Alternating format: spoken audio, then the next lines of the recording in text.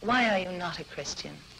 Because I see no evidence whatever for any of the Christian dogmas.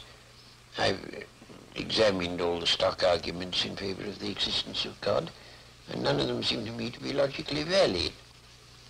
Do you think there's a practical reason for having a religious belief for many people? Well, there can't be a practical reason for believing what isn't true. That's quite, at least I rule it out as impossible. Either the thing is true or it isn't. If it is true, you should believe it, and if it isn't, you shouldn't. And if you can't find out whether it's true or whether it isn't, you should suspend judgment.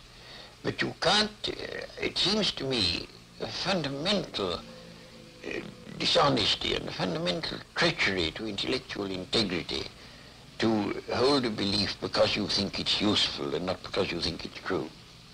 Well, I was thinking of those people who find that some kind of religious code helps them to live their lives. It gives them a very strict set of rules, the rights and the wrongs. Yes, but you know, those rules are generally quite mistaken. A great many of them do more harm than good. And they would probably be able to find a rational morality that they could live by if they dropped this irrational, traditional, taboo morality that comes down from savage ages. But are we, perhaps the ordinary person, perhaps isn't strong enough to find this own personal ethic? They have to have something imposed upon them from outside. Oh, I don't think that's true. And what is imposed on you from outside is of no value whatever. It doesn't count. Well, you were brought up, of course, as a Christian. When did you first decide that you did not want to remain a believer in the Christian ethic? I never decided that I didn't want to remain a believer. I decided between the ages of 15 and 18, I spent almost all my spare time thinking about Christian dogmas and trying to find out whether there was any reason to believe them. And by the time I was 18, I discarded the last of them. Do you think that that gave you an extra strength in your life?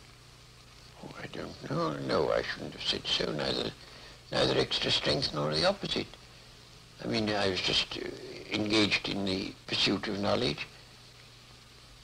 As you approach the end of life, do you have any fear of some kind of afterlife, or do you feel that that is just an impossibility? No, I think that's nonsense. There is no afterlife? None whatever. Do you have any fear of something that is common amongst atheists and agnostics who have been atheists or agnostics all their lives, who are converted just before they die to a form of religion? Well, you know, it doesn't happen nearly as often as religious people think it does. Because religious people, most of them, think that it's a virtuous act to tell lies about the deathbeds of agnostics and such. As a matter of fact, it doesn't happen very often.